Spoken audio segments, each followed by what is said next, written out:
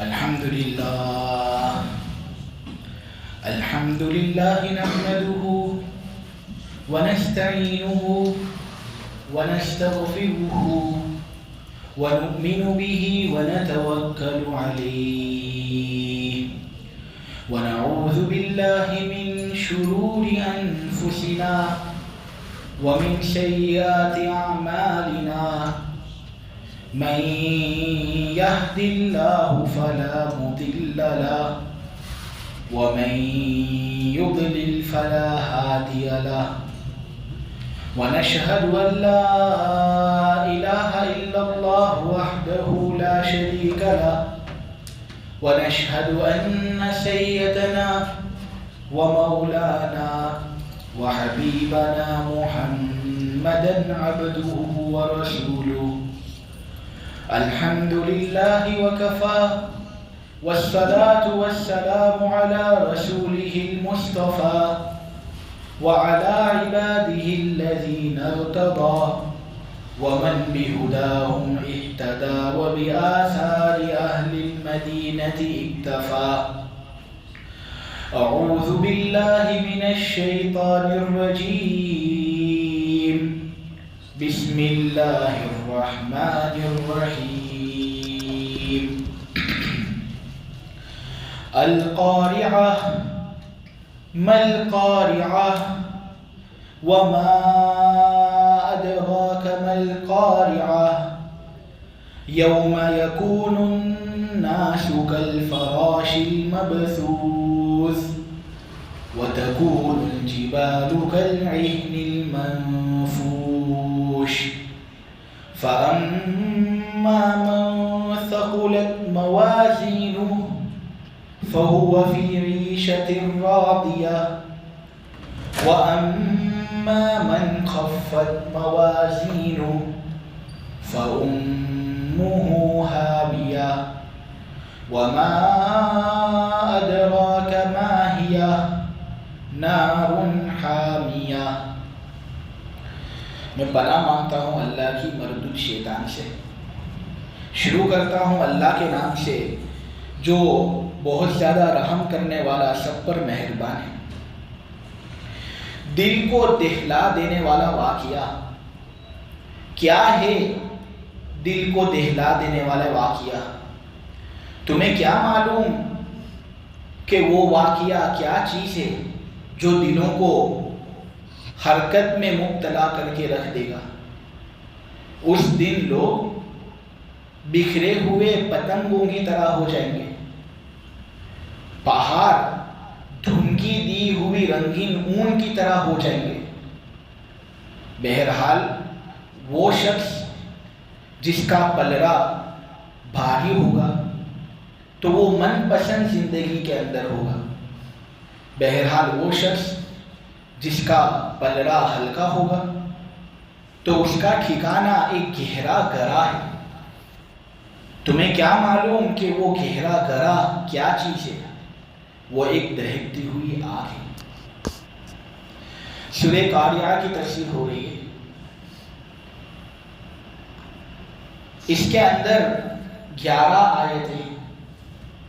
الفاظ اس سورت کے اندر ہے 36 اور حروف اس سورت کے اندر ہے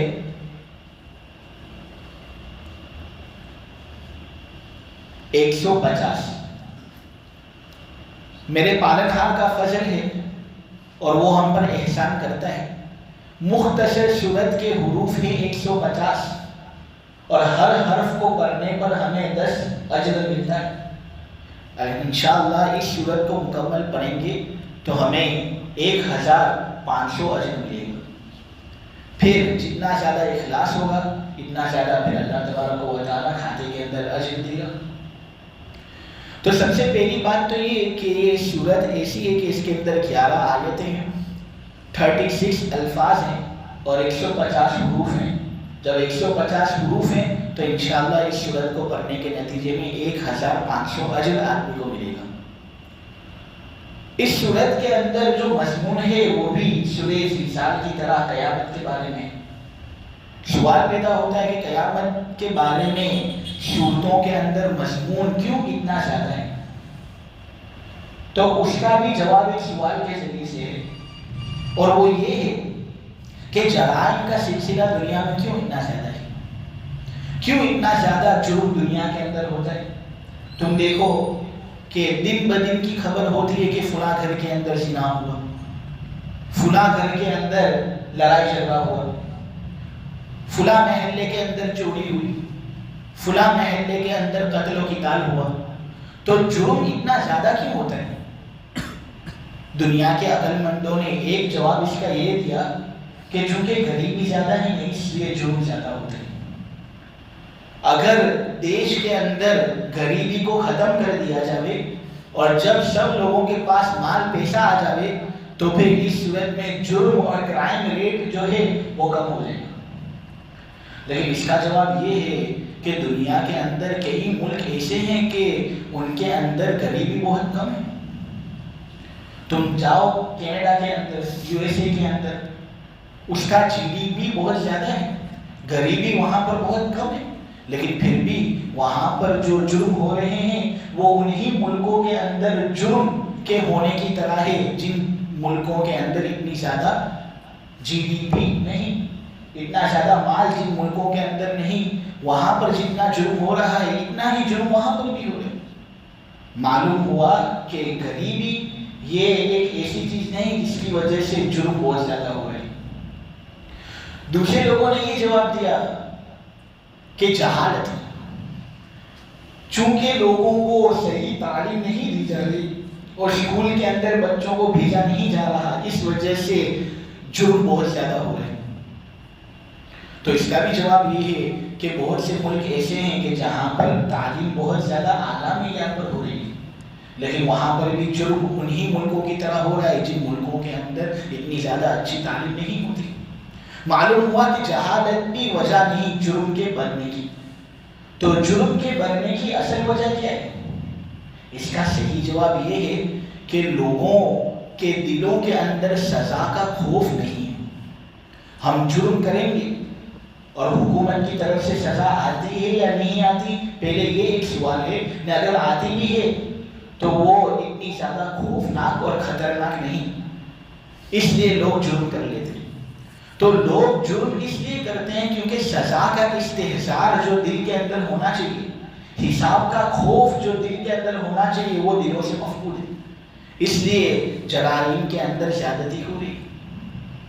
اسی لیے قرآن کے اندر جو 114 صورتیں ہیں ان میں سے 68 صورتوں کے اندر قیامت کا تذکرہ اللہ نے کیا ہے، تاکہ لوگوں کے دلوں کے اندر حساب کا جو خوف ہے وہ آ جائے اور سزا کا جو استحضار ہے وہ آ جائے، اور اس کے آ جانے کی وجہ سے جرائم کے ارتکاب سے وہ محفوظ اور معصوم ہو جائے۔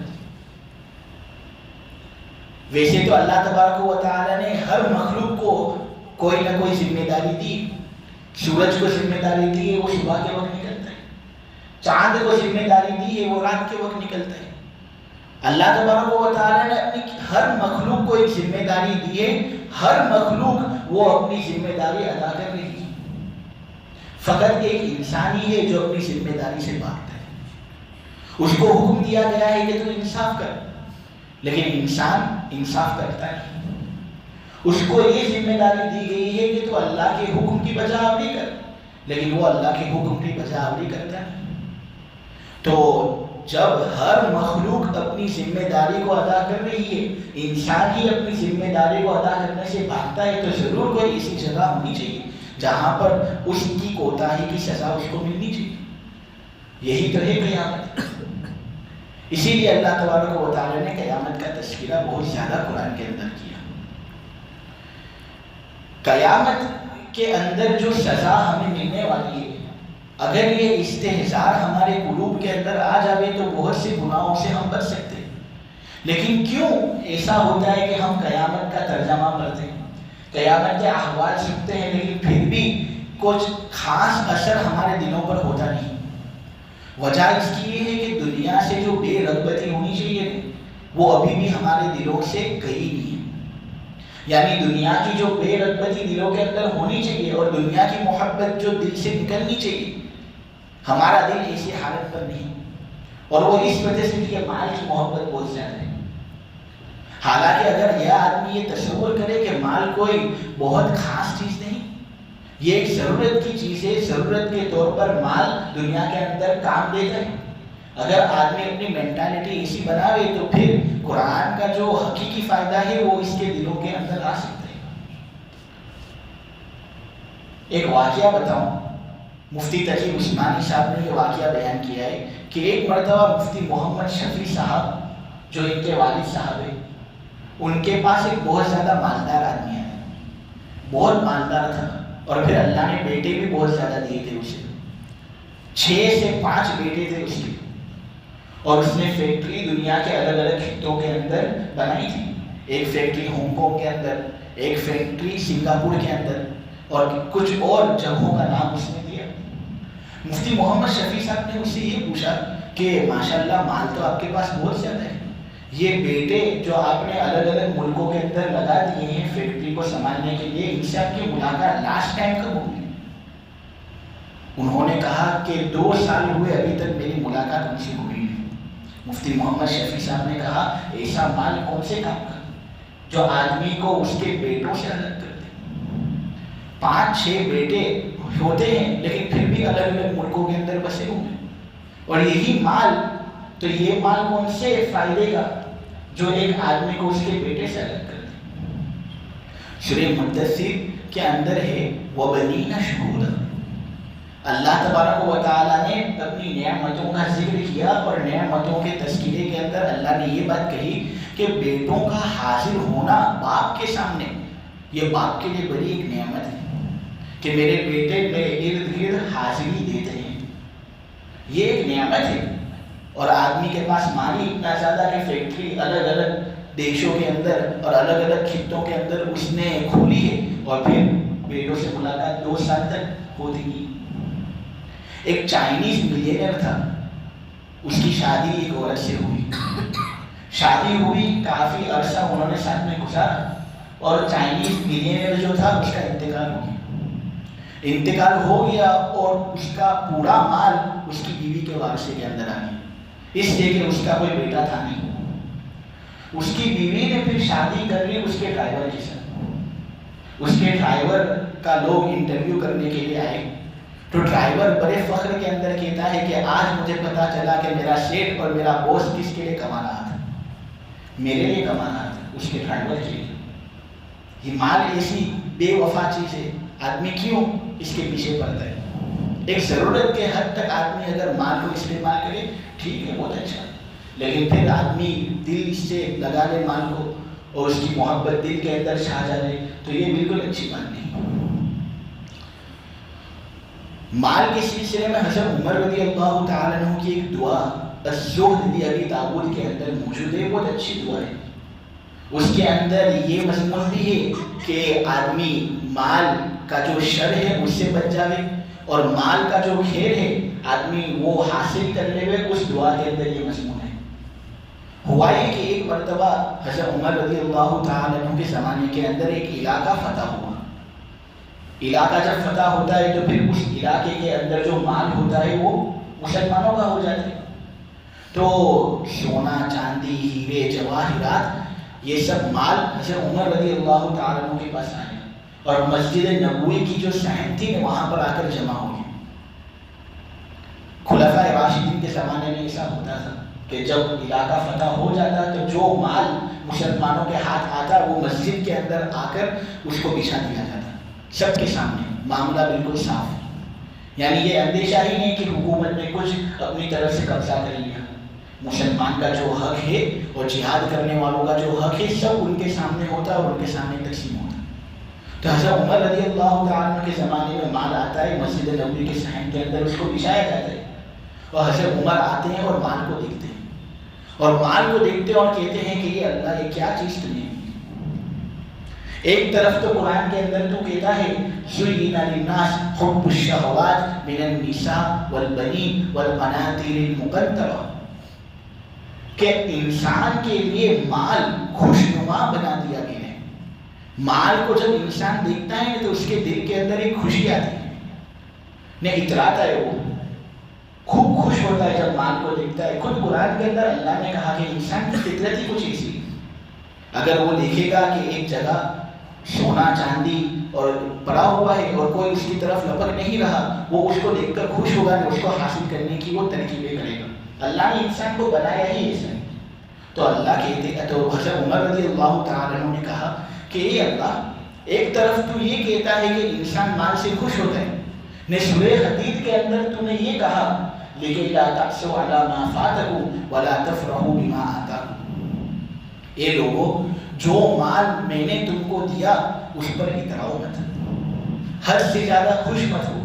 تو حضرت عمر نے اللہ سے گویا ایک اشکال کیا کہ اے اللہ, ایک طرف تو یہ کہتا ہے کہ انسان مال پر اتراوے نہیں, اور ایک طرف تو یہ کہہ رہا ہے کہ انسان کی فطرت ہی کے اندر مال کی محبت رچی بسی ہے. میرے بس میں تو ہے نہیں کہ میں اپنے فطرت کے خلاف کام کروں. میں نے میرا معاملہ تیرے حوالے کر دیا. پھر انہوں نے ایک دعا مانگی.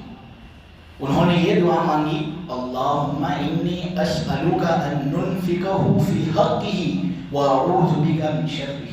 اے اللہ, میں تجھ سے سوال کرتا ہوں یہ کہ یہ مال کو میں ایسی جگہ پر خرچ کروں جس جگہ خرچ ہونے کا اس کا حق ہے, اور میں اس کے شر سے تیری پناہ مانگتا ہوں.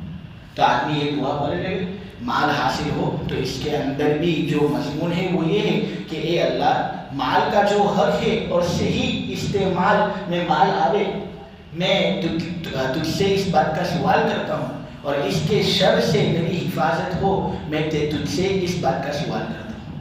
اللہم انی اسألک ان ننفقہ فی حقہ واعوذ بک من شرہ. سورت کی پہلی آیت ہے القاریہ. قاریہ کہتے ہیں اس کو, یعنی یہ جو آواز ہوتی ہے نا, اس کو کہتے ہیں القاریہ, کھٹکھٹانے والی چیز. قیامت کو القاریہ کیوں کہا؟ اس لیے کہ کیونکہ جب قیامت کا وقوع ہوگا نا, تو اتنا خطرناک اس کی آواز ہوگی کہ لوگوں کے دل بالکل اس طرح حرکت کرنے لگیں گے جیسی آواز میں نے ابھی نکالی. اس سے قیامت کو القاریہ کہتے ہیں. اب یہاں پر تم دیکھو تو القاریہ, ملقاریہ, وما ادراک ملقاریہ. قاریہ کو 3 مرتبہ ذکر کیا. ایک مرتبہ بھی اللہ ذکر کرتے تو کافی ہوتا ہے, 3 مرتبہ ذکر کرنے کی کیا وجہ؟ وجہ اس کی یہ ہے کہ جب بھی کسی بھی زبان میں کوئی چیز تکرار کے ساتھ آدمی کہتا ہے نا, آگ آگ آگ, تو تاکید آتی ہے اس سے, نہ آدمی اہمیت سنی ہوئی بات پر اور زیادہ بڑھا دیتا ہے. عربی زبان کے اندر بھی اس کی اہمیت ہے. اللہ تبارک و تعالیٰ نے یہاں پر قاریہ کو 3 مرتبہ ذکر کیا, یہ بات بتانے کے لیے کہ معمولی چیز نہیں, یہ کوئی ایسی چیز نہیں کہ جس سے تمہاری توجہ ہٹ جائے, بلکہ تمہاری توجہ اس پر 100% ہونی چاہیے, ایسی چیز ہے. اس لیے اللہ تبارک و تعالیٰ نے قاریہ کا ذکر 3 مرتبہ کیا. پھر کہا کہ یہ دن ایسا ہوگا کہ جس دن لوگ بکھرے ہوئے پتنگوں کی طرح ہوں گے. پتنگا تو وہ جو کیڑا ہوتا ہے جو لائٹ وغیرہ کے ارد گرد گھومتا ہے. سورت کے اندر تو کم ہوتا ہے, جو گاؤں اور دیہات ہوتے ہیں وہاں پر یہ پتنگے ہوتے ہیں. شکل بھی کچھ ہے,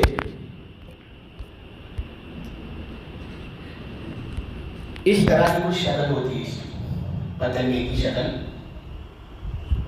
لائٹ کے جو ارد گرد جو کیڑا گھومتا ہے اس کو کہتے ہیں پتنگا. اب انسان پتنگے کی طرح ہوگا, یہ کیوں کہا؟ اس لیے کہ پتنگا نمبر 1 کمزور بھی ہوتا ہے, اور نمبر 2 پھیلا ہوا ہوتا ہے. انسان اس دن اللہ کے سامنے بالکل کمزور ہوں گے اور پھیلے ہوئے ہوں گے. اس لیے کہا کہ لوگ کل اس دن بکھرے ہوئے پتنگوں کی طرح ہوں گے. پہاڑ دھنی ہوئی رنگین اون کی طرح ہوں گے. دھنی ہوئی رنگین اون, تو پہلے تو دھنی ہوئی اون کسے کہتے ہیں؟ کاٹن جو آتا ہے بالکل صاف کاٹن, یعنی تکیے کے اندر جو کاٹن ہوتا ہے, بلینکٹس وغیرہ استعمال کرتے ہیں اس کے اندر بھی کاٹن ہوتا ہے, اس کو کہتے ہیں دھنا ہوا اون. پہاڑ جس کی مثال سختی کے اندر دی جاتی ہے کہ کسی آدمی کو اگر تمہیں سخت کہنا ہو تو تم کہتے ہو کہ یہ پہاڑ کی طرح ہے.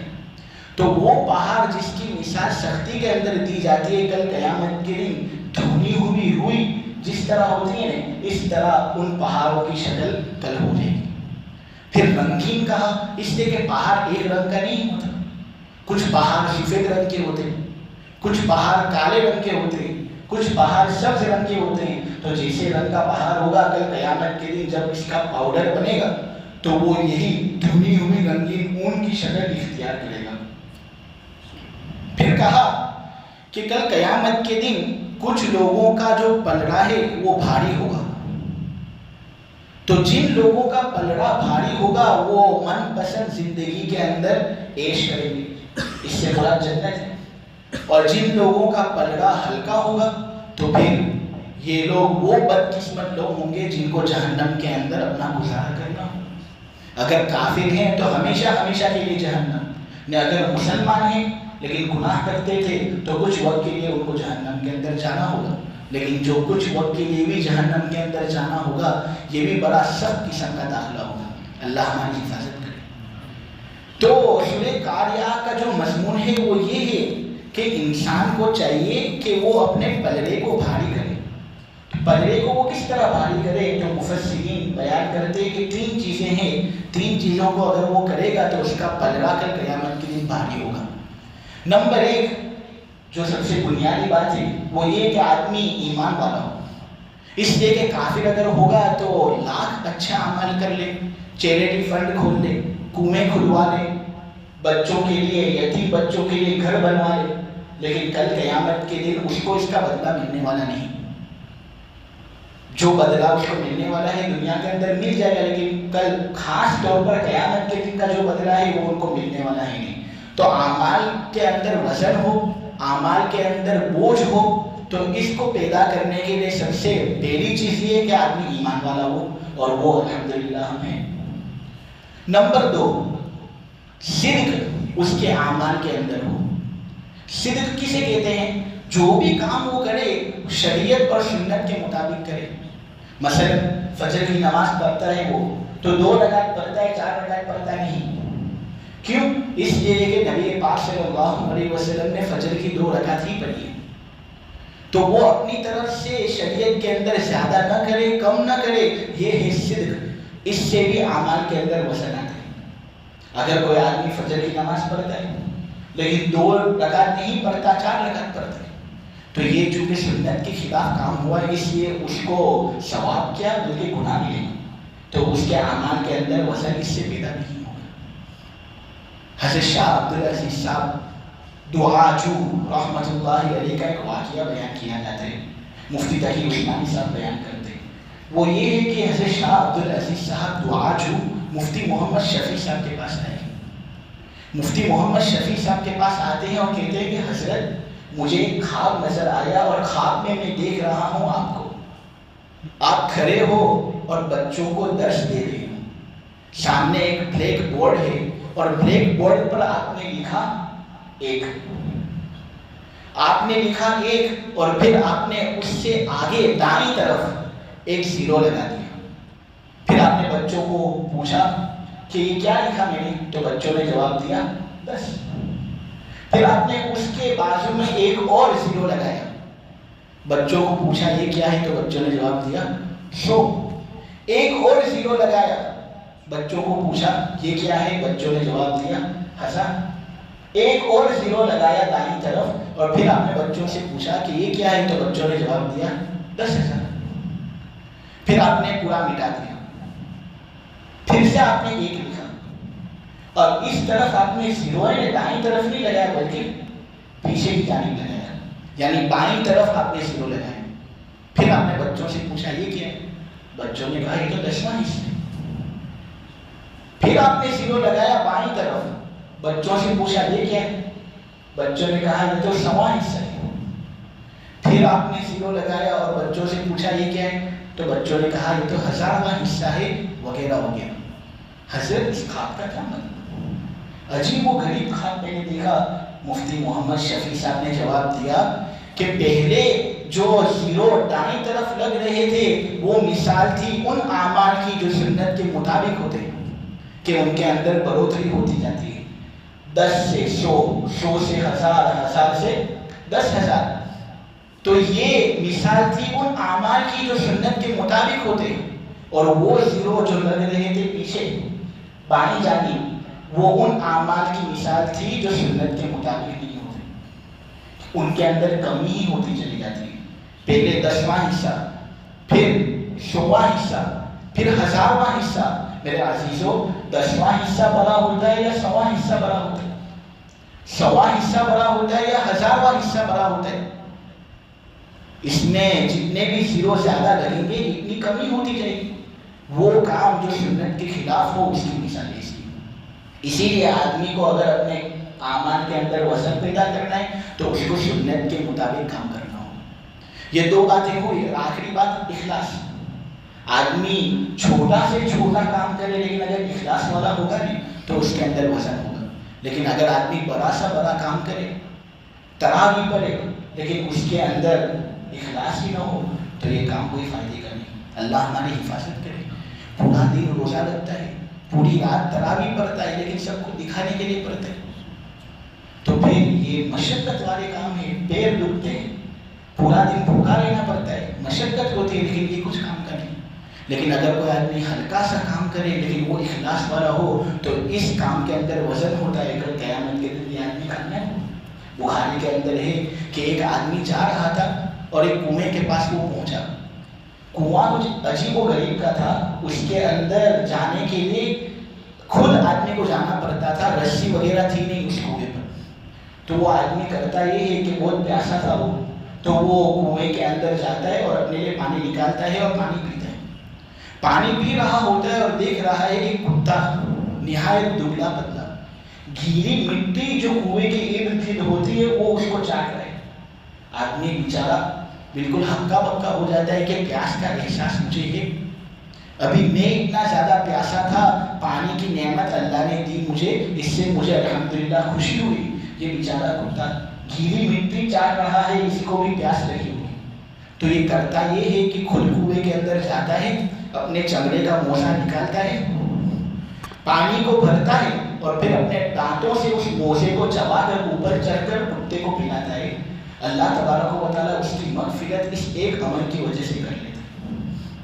بخاری کے اندر ایک اور آدمی کا واقعہ ہے کہ راستے کے اندر جا رہا تھا، ایک کھاردار ٹہنی راستے کے اندر اس کو ملتی۔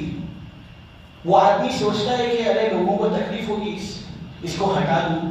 ہٹاتا ہے، وہ ٹہنی ہٹاتا ہے، اللہ تبارک و تعالیٰ اس کے لیے جنت کی فیصلے کرتا ہے۔ میرے عزیزوں، اس سے یہ بات معلوم ہوتی ہے کہ آدمی جو بھی کام کرے اخلاص کے ساتھ کرے۔ کوئی کام، نیک کام اس وجہ سے نہ چھوڑے کہ یہ چھوٹا ہے، اور کوئی برا کام اس وجہ سے نہ کرے کہ وہ چھوٹا ہے۔ برا کام معمولی سے معمولی ہو آدمی اس سے بچے، اور نیک کام چھوٹے سے چھوٹا ہو آدمی اس کو کرے۔ اخلاص اگر ہوگا اس کے اندر وزن آئے گا، نہیں وزن سے پھر جنت جہنم کے فیصلے ہوتے ہیں۔ اللہ تبارک و تعالیٰ اگر نیک اعمال کے اندر وزن ہوگا تو اس کو مد نظر رکھتے ہوئے جنت کے فیصلے کرے گا، اگر برے کام کے اندر وزن ہوگا تو پھر اللہ تبارک و تعالیٰ جہنم کے فیصلے کرے گا۔ سورہ قاریہ کا مضمون یہی ہے۔ اللہ تبارک و تعالیٰ کہنے سننے سے زیادہ عمل کی توفیق عطا فرمائے۔ سبحانک اللہم و بحمدک و تبارک اسمک و تعالی جدک و لا الہ غیرک، لا الہ الا اللہ الاحد الصمد الذي لم يلد ولم يولد ولم يكن له كفوا احد۔ یا رب صل وسلم دائما ابدا على حبیبک خیر الخلق کلہم۔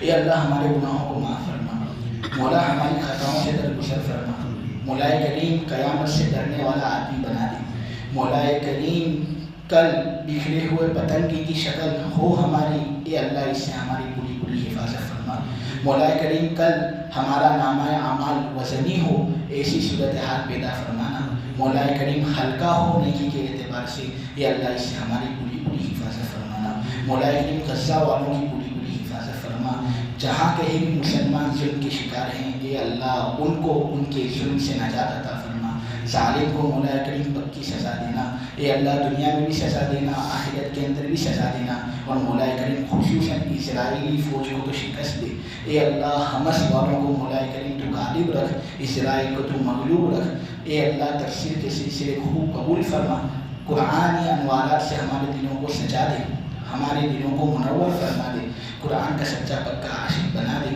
اے اللہ ہم سے جتنے بھی اعمال ہوتے ہیں اے اللہ اللہ انہیں قبول فرما۔ اے اللہ ویسے تو کوتاہی ہماری جانب سے بہت ہوتی ہے مولا کریم، ہم بہت کوتاہی کرتے ہیں، تراویح بھی مولا کریم صحیح طریقے سے سنتے نہیں، تراویح بھی صحیح طریقے سے پڑھاتے نہیں، اے اللہ قرآن کی تفسیر بھی صحیح طریقے سے سنتے نہیں، قرآن کی تفسیر بھی صحیح طریقے سے کراتے نہیں، جو ٹوٹی پھوٹی تفسیر ہو جاتی ہے، تراویح ہو جاتی ہے، اے اللہ روزے ہو جاتے ہیں، جو بھی نیک اعمال ہم سے ہو جاتے ہیں، اے اللہ ان کو قبول کرنا، اے اللہ ان کو رد مت کرنا، اور جو بھی گناہ ہم سے ہوتے ہیں اے اللہ انہیں معاف فرما دے، ہماری اصلاح فرما، ہمارا تزکیہ فرما، اور مولا کریم تو ہم سے ناراض مت ہونا، اے اللہ کبھی بھی تو ہم سے ناراض مت ہونا، کسی کا بھلا ہوا نہیں ہے مولا کریم اس وقت جب تو ہم سے ناراض ہوا ہے، مولا کریم تو ہم سے راضی ہو جا، ہم سے راضی ہو جا، ہم سے راضی ہو جا، وآخر دعوانا الحمدللہ رب العالمین۔